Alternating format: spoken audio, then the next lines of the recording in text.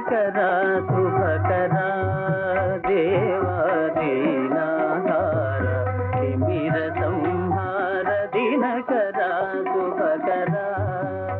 తాను ఒకసారి ఉపదేశం చేసిన తరువాత అది పనిచేస్తుందా పనిచేయదా ఈ అనుమానం గురువుకు ఉండకూడదు.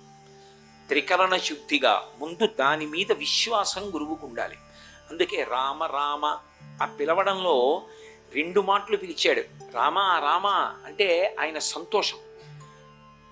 ఏదో అనుకోని సమస్య వచ్చినప్పుడు దానికో పరిష్కారం దొరికిందనుకోండి, కొడుకుని పిలిచినప్పుడు తండ్రి ఒక్కసారి పిలవడం, 2 మాటలు పిలుస్తాడు. ఒరే షణ్ముఖ షణ్ముఖ అని పిలిచినట్లు రామ రామ మహాబాహో శృణుగుహ్యం సనాతనం. ఇది ఆదిత్య హృదయం. దీన్ని నేను మీకు ఉపదేశం చేస్తున్నాను. ఏన సర్వాన్ నరీన్ వత్స వత్స అని పిలుస్తాడు. వత్స ఎంత ప్రేమతో పిలిచిన మాటో. గురువు శిష్యుణ్ణి పిలుస్తాడు, తండ్రి కొడుకుని పిలుస్తాడు. ఆవు యొక్క దూడకు వత్సము అని పేరు. మావితో పుట్టిన మాంసము తినే జంతువు కాకపోయినా ఆవు తన దూడకి ఉన్నటువంటి మావిని నాలుకతో నాకి శుభ్రం చేస్తుంది. కాబట్టి ఏన సర్వాన్ నరీన్ వత్స సమరే విజయిష్యసి, యుద్ధంలో నువ్వు గెలిచేసినట్లే.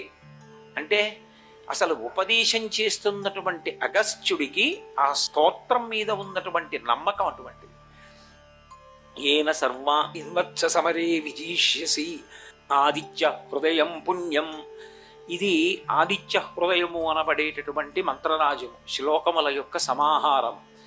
దీన్ని నువ్వు ఆచమనం చేసి పఠిస్తే ఈ ఆదిత్య హృదయాన్ని తప్పకుండా యుద్ధంలో గెలుస్తావు.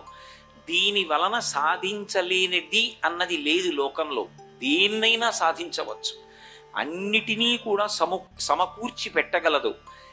ఏది ఏది దగ్గర ఉండకూడదో అటువంటి దైన్యము వంటి లక్షణాల్ని పోగొడుతుంది. కాబట్టి సమరే విజయిష్యసి ఆదిత్య హృదయం పుణ్యం సర్వశోక వినాశనం. ఇది శోకాన్ని పోగొడుతుంది. కాబట్టి రామ ఈ ఆదిత్య హృదయాన్ని స్వీకరించు అన్నాడు. గురువు చెప్పడం కాదు, శిష్యుడికి కూడా ఆ విశ్వాసం ఉండాలి. ఆ విశ్వాసము ఉన్ననాడే గురువుగారు చేసినటువంటి ప్రయత్నం ఫలిస్తుంది. ఆ విశ్వాసం శిష్యుడికి లేదనుకోండి, గురువుగారు చెప్పినప్పటికీ కూడా దాని వలన ఉపయోగం ఉండదు. ఎందుకంటే గురువు చేసేటటువంటి బోధ వర్గీకరించినప్పుడు సాధారణంగా 2గా ఉంటుంది. ఒకటి, భగవత్ సంబంధమైనటువంటి శక్తిని శిష్యుడు పొంది అభ్యున్నతిని పొందడం కోసమని చెప్పి పారాయణ యోగ్యమైనటువంటి స్తోత్రములను మంత్రములను ఇస్తారు. రెండవది, గురువు యొక్క ఉపదేశం ఉంటుంది. ఉపదేశం అంటే అది కేవలం చదవడం వల్ల ప్రయోజనం ఉండదు, అనుష్ఠానంలోకి తెచ్చుకోవడం వల్ల ప్రయోజనం ఉంటుంది. నేను మీకు ఒక ఉదాహరణ చెప్పాలంటే, అబద్ధం ఆడవద్దు అని గురువుగారు చెప్పారనుకోండి. అబద్ధం ఆడవద్దు అబద్ధం ఆడవద్దు అని నేను 50 మాటలు చదువుకున్నాను అనుకోండి, ఏం ప్రయోజనం ఉంటుంది? అబద్ధం ఆడవద్దు అని గురువుగారు చెప్పిన మాట పట్టుకున్నాను అనుకోండి, జీవితంలో అనుష్ఠాన పర్యంతంలోకి తెచ్చుకున్నాను అనుకోండి, విశేష ఫలితాన్ని ఇస్తుంది. అందుకే కొన్ని ఉపదేశ రూపాలుగా ఉంటాయి. ఉపదేశ రూపాలుగా ఉన్నవి ఆచరణాత్మకములు, అనుష్ఠాన పర్యంతంలోకి రావాలి. గురువుగారు ఒక మాట చెప్పారు అంతే, ఆ మాట అలా పట్టుకుని ఆచరణలోకి తెచ్చేసుకుంటాడు. ఆ తెచ్చుకున్న కారణం చేత గురువుగారి అనుగ్రహ స్వరూపమై శిష్యుణ్ణి ఉద్ధరిస్తుంది. కొన్నిటిలో ఉండే విశేషం ఏమిటంటే, దానిలో ఉన్నటువంటి అర్థం కూడా తెలియకపోవచ్చు.